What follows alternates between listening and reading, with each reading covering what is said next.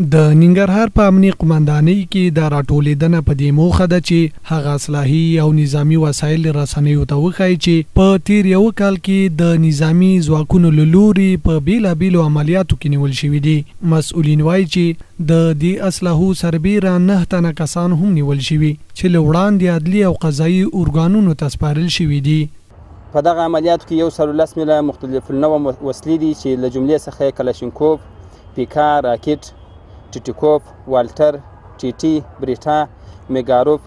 زیګانا، ګلاک، دراسکوف، همدارنګه امپور دغه وسلې نیول شوي دي او دغه وسلو سره هممهاله په تعداد د 15 قطۍ آتشي کپسول یعنې پټاکۍ نیول شوي دي. د ننګرهار امنیه قومندانۍ ویان عبدالبصیر زابلی وایي چې په نږدې راتلونکي کې به د جلال آباد د ښار سربیره په ولسوالیو کې هم تصفیوي عملیات ترسره شي او غیر قانوني اصلاحي به له خلکو څخه راټولې کړي. دی وایي چې له دې کار څخه یې موخه د امنیت تامینول دي ترڅو په ډاډه زړه سره خلک وکولی شي په ټولو ولسوالیو او سیمو کې د امنیت په فضا کې ژوند وکړي. د ځینې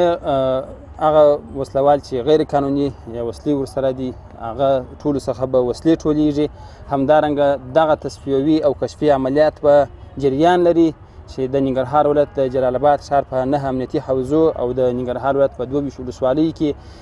دغه عملیات به تر هغه وخته پورې جریان لري تر څو د ټولو خلکو څخه هغه وسلې چې غیر قانوني ساتلي دي یا غیر قانوني ساتي